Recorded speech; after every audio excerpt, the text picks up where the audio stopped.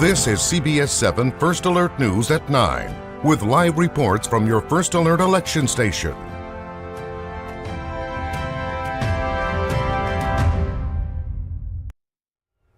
Good evening and thanks for joining us for CBS7 News on the CW, and thanks for joining us live on the CBS7 YouTube. I'm Alexandra Macia, and we start tonight with election coverage. We do have some results in, early voting results in. For the Ector County ISD Proposition A, which is the issuance of over $424 million of bonds for school building renovations and a new middle school in West Odessa, with 59% for and 49% against. For Proposition B, which is the issuance of over $8 million in bonds for Ratliff Stadium, 51% for and 49% against. And for Proposition C, the issuance of over $3 million of bonds for indoor practice facilities, we have 51% against and 49% for. Now, one of the biggest items on this year's Ector County ballot is the ECISD school bond. CBS7's Tyler Poglich joins us live now with ECISD Superintendent Dr. Scott Murray. Tyler. Yeah, Alexandra, we're here at the Moore Party where we're joined now with Dr. Scott Murray. Dr. Murray, the polls have been closed now for just about 2 hours. What are we seeing right now?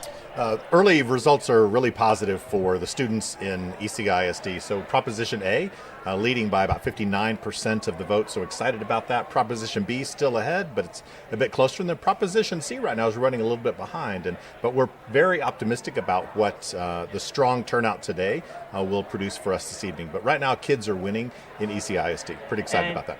You know, you mentioned kids are winning. How important is that for this year? Critically important. You know, each of the measures, Proposition A, B, and C, are all about the students that we serve, whether it's building new facilities for them or ensuring that they have school buses that are functional for them, a new career and technical education facility, a new middle school, relieving overcrowding. So a lot of opportunities for the students pre-K through 12th grade in this bond package. And the last time a bond of this magnitude passed here in Ector County was back in 2012. So this would be potentially the first time in 11 years something like this happened. How important is that for this to happen? Critically important. You know, the average building in ECISD, half of our facilities are 61 years of age or older, and so they need a lot of maintenance and repair. This bond will allow us to take care of, to maintain those facilities, but also provide some new opportunities for students in ECISD. So critically important to our future progress as a community. Thank you, Dr. Scott Murray. Appreciate it. And we will have more coming up just a little bit at 10 o'clock. Back to you, Alexandra. Thanks, Tyler. Staying in Ector County, for Proposition A, for over $198 million for construction and renovation, acquisition, and equipment of school facilities, and the acquisition of land. The early vote has come in for 72% for and 28% against. And for Proposition B, that is for the over $87 million for construction and renovation, as well for the Student Special Events Center and Student Multipurpose Center, including the acquisition of land, 62% for and 38% against. And turning now to Midland County, for the Midland ISD Trustee District 7, Brian Murray versus Joshua Gwynn. Results are showing 55% for Brian Murray and 45% for Joshua Gwynn. And for Midland ISD Proposition A, 56% are for and 44% are against, and that's for the over $1 billion school building bond, which includes 2 new high schools, middle school expansion, renovation, and district-wide safety improvements, as well as improvements of existing facilities. And currently, CBS7's Hannah Brock is at the Energized Midland Watch Party, where many advocates of MISD's $1.4 billion bond have gathered. Hannah Brock joins us now with Brian Murray. Let's check in with her. Hannah. That's right. I'm here with Brian Murray, and there's a lot of excitement in the room. And tell me a little bit about how you're feeling about the results right now. Super excited, and I want to start by saying first thank you to my wife for helping me out for the last couple of months get this campaign running. And then we had two super helpers, Kenny K. Murchison and Jennifer Carpenter, that really stood up and helped me get all this going. So we're super happy to win, but this is really a big night, a big win for students of MISD, and not because I won, but because this bond passed. And so we're super excited to have two victories tonight. Right, and what do you hope to accomplish coming up here? So we were able to hire Dr. Howard last January, and now I get to finish the work with her for another year as far as what our goals were as far as student outcomes, discipline, and really teacher support, teacher retention, and how we go about really helping our teachers in the classroom and the focus on their education, or how we can just make it better for them. So I'm super happy to be able to do that for the next year. And I think we've got a great leader in our superintendent, and so just really ready to go back to work. That is wonderful. Well, thank you so much for joining me. I will toss it back to you in the studio. Thanks, Hannah. Turning now to Martin County, the Grady ISD Trustee District 5 spot versus Austin Luna and Banny T. Weib. We don't have any results in yet for that. And now turning to the Grady ISD Trustee District 4, we do have some results for David Matthews versus Brent Madison, showing 58% for David Matthews in the lead versus 42% for Madison. And for Grady ISD Trustee District 3, and that's Tammy Blocker versus Oren Ramin and Job Kristen, showing that Oren currently is in the lead over the other two. And in Pecos County, to ratify the ad valorem tax rate of 0.7 in Iran Sheffield Collegiate ISD to make it a 7% increase in maintenance and operation tax revenue for the district. That's for Proposition A. It's currently showing 61% for and 39% against. And in Brewster County, it's showing for the Proposition A of Lajitas Utility District 1, 100% for and 0% against. Now, these are the current results that we have. You can find the latest results on CBS7.com and the CBS7 First Alert News app. And you can tune in to Wake Up West Texas for a full recap and for state election results. And it's time to take a look at weather now. Chief Meteorologist Tom Tieferteller is here to tell us what we can expect. Tom? Big changes are on the way. Big temperature flip-flops are going to be in our forecast. Let's take a look at the next 3 days. First off, more record high possibilities coming up on Wednesday. Thursday, a cold front arrives in West Texas. A little bit of rain with it and some much cooler weather. And it looks like things are going to stay chilly even after that into the Veterans Day weekend. Now let's talk record highs today. We topped out at 89 out at the Miller National Air and Spaceport.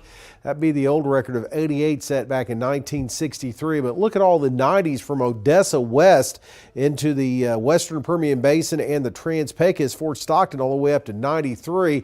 Pretty quiet but mild evening out there with temperatures into the mid-70s as those west winds are calming down quite a bit across the area, as that dry line continues to kind of shove back to the west a little bit, but it'll be pushing east. More west winds on the way, more record highs a possibility coming up on Wednesday. Thanks, Tom. We're tracking crime now in Reeves County. The sheriff's office is looking for those involved in a home burglary. You can see in this video doorbell footage a man walking up to the door of this home on 5136 Sierra Street. This was after 3:30 on Sunday. He then came back a couple of hours later with 3 other men. The men then broke into the home and stole items, including jewelry and money. If you have any information on who these people are, you are asked to call the Reeves County Sheriff's Office at 445-4901. And yesterday, we told you about a shooting on 8th Street in Odessa. Now the city of Odessa is asking for your help in looking for a suspect.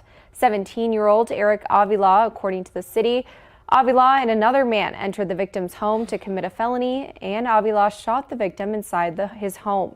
The victim was taken to the hospital, and today he is in stable condition. There is a warrant out for his arrest. Anyone with information is asked to contact OPD or Odessa Crime Stoppers. And you're looking now at a Odessa police and SWAT scene off Tanglewood in Odessa at about 3:30 this afternoon. According to U.S. Marshals, 32-year-old Joshua Duckworth was arrested on 2 counts of aggravated assault. The city of Odessa says OPD and SWAT were asked by the marshals to assist. And the Wildcatters Trail connecting Midland and Odessa is one step closer to becoming a reality. Both UTPB and the city of Midland received grant money from the Texas Transportation Commission to fund the biking and running trail. The city of Midland got over $3.5 million and the university got just over $6 million. The Wildcatters Trail is planned to begin at UTPB's Odessa campus, go through the Wagner Noel Performing Arts Center, and end at the Scarborough Sports Complex in Midland. There really is very little opportunity to safely ride your bike, and we certainly do need more health and wellness, quality of life trails such as this one to cater to our families in the Permian Basin. So we really feel strongly that this is an opportunity to really raise the quality of life here in the Permian Basin. The total cost of the 19-mile trail is estimated at $65 million.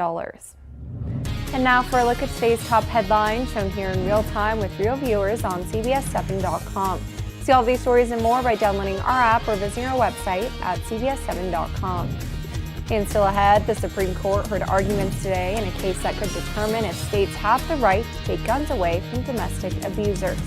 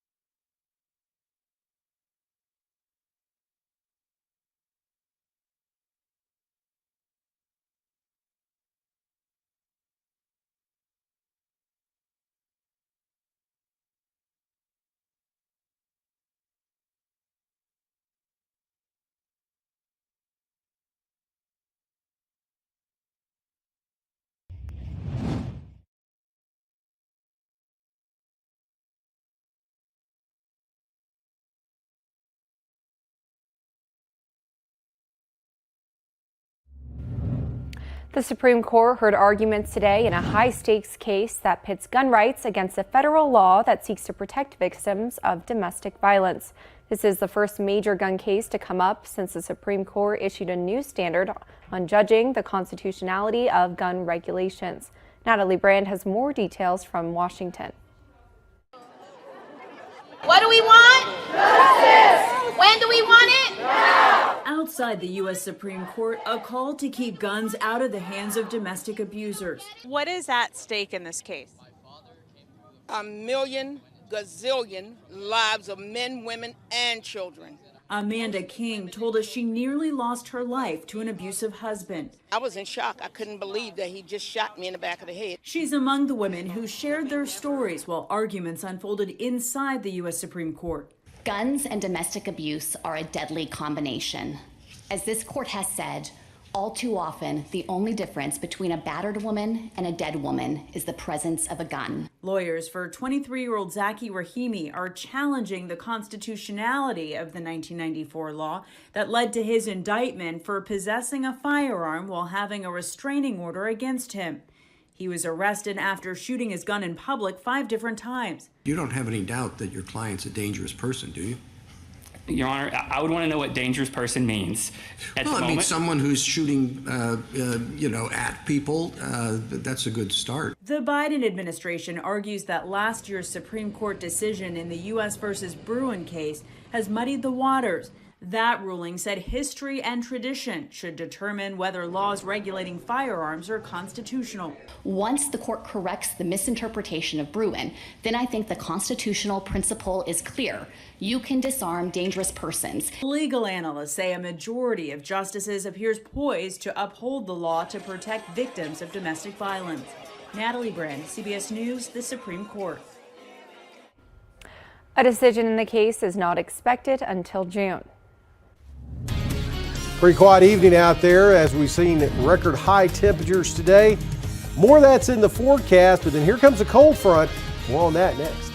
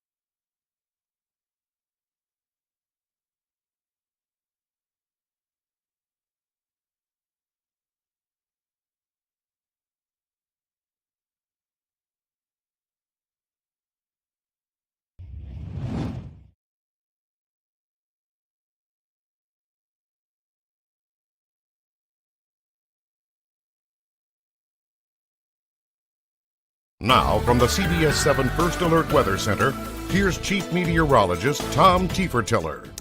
Well, as we take a look outside on live iCam this evening, mild evening out there across the area. Temperatures are starting to cool off from the highs that were into the upper 80s to low 90s out there across the area. So now looking at very comfortable, a very cool 68 degrees already in Pecos, and of course down on the plateau in Marfa, already 61 degrees. Here's what's going on in the upper levels. High pressure still in charge of the weather. We have a westerly flow to southwesterly flow in the upper levels, helping warm things up a little bit, and that's what caused the record highs today. Probably do the same thing closer tomorrow, but then this trough of low pressure across the western U.S., that's going to be a big change maker for us, as it's going to bring a strong cold front into the area late tomorrow night, early into Thursday. Mid to high level clouds continue to stream across portions of the southern Texas right now, around Corpus Christi to Laredo and areas south at the present time. West Texas high and dry and pretty clear. Pretty quiet evening out there as high temperatures today. Again, thanks to this dry line, we're up there quite a bit. This dry line is going to push further east, so we'll pick up that west wind once again. And that's going to allow temperatures to get back up into the upper 80s. Again, that was a record high for today. 90 in Del Rio, out towards El Paso, 86. And the mid to upper 80s across portions of central and east Texas this afternoon. So everybody getting in on the heat. Again, that's a little hot for November. West Texas Futurecast showing you that we are seeing mid to high level cloudiness back with us tomorrow afternoon into the evening hours, with that next disturbance starting to roll in, that frontal whip down into the early morning hours. So here comes some overrunning showers across the area. The heaviest rain is going to be off to the east, but light to moderate rain and a few showers are going to be in the forecast all the way through Thursday. So expect a chilly, raw, wet day coming up on Thursday. Rest of tonight, clear and cool as we'll drop down into the upper 50s. Again, upper 80s to 90 plus west of the Pecos tomorrow afternoon in the western Permian Basin. In your CBS 7 First Alert exclusive 10-day forecast. Again, the big change is on Thursday with that cold front arriving, and that's going to keep things rather cool into the Veterans Day weekend, with the best chances of rain coming up on Thursday, and again with another front next Monday. Still ahead, the next presidential election is now 1 year away.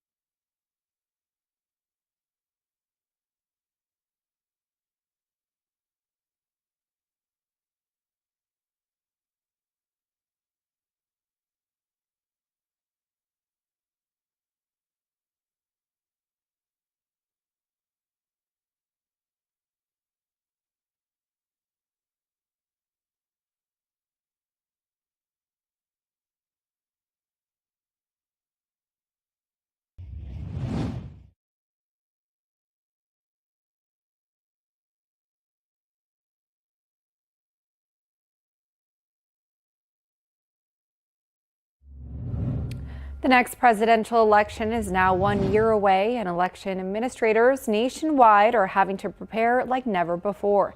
Natalie Brand has a look at some of the changes and how they're gearing up for next November.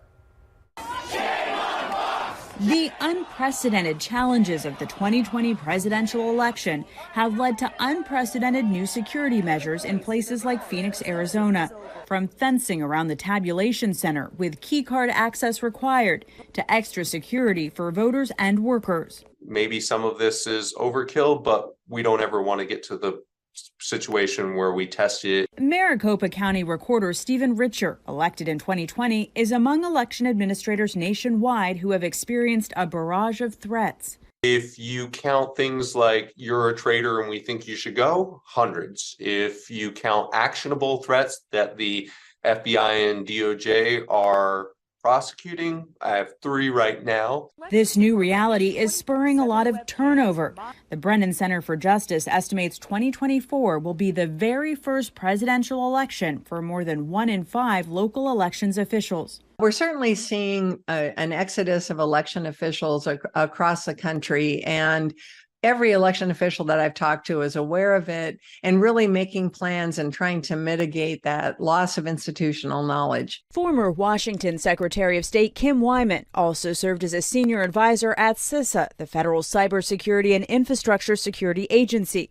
It will dispatch 10 election security advisors nationwide to help more jurisdictions identify cyber risks, like AI spreading false information. So if something happens, how are you as a local election official going to respond? How are you going to communicate with voters that the video that they just saw isn't true? What are you most worried about regarding 2024? Acceptance of the results. A reason why elections officials are doing everything they can now to boost transparency and build trust.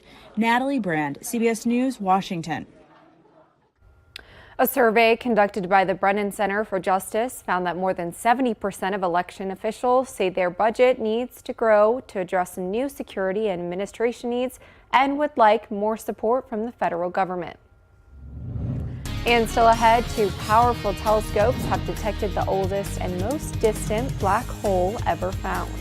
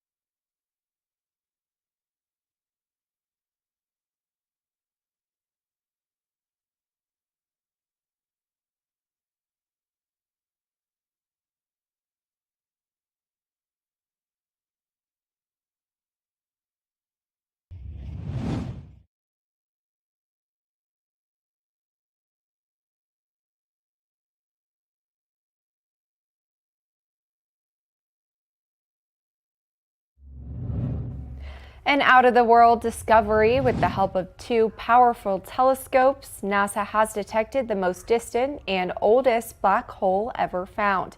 Data captured through energetic X-rays by the Chandra X-ray Observatory and James Webb Space Telescope helped astronomers spot a growing black hole within the early universe. They estimate the black hole formed 470 million years ago after the Big Bang, believed to be 13.8 billion years ago. The lead study author said Webb was needed to find the remarkably distant galaxy, and Chandra found its supermassive black hole. It's crazy, Tom, to think that something like that could still be around from so long ago. Well, you know, when you're looking out in space, you're looking back in time. Yeah. Because of the amount of time it takes for the light actually to get here to where we can observe it. So finding some just interesting things out there across the universe with this new James Webb telescope and using it in concert with other probes and X-ray type telescopes. that are already out in space. Again, coming up with some amazing stuff. Just can't wait to see what the next big discovery is. Big discovery for us is cooler temperatures. They're going to be a little chilly come Thursday. We got to get through another warm one tomorrow, but that front will bring not only colder temperatures, but rain for the end of the week. Well, thanks for watching CBS 7 First Alert News at 9 on the CW.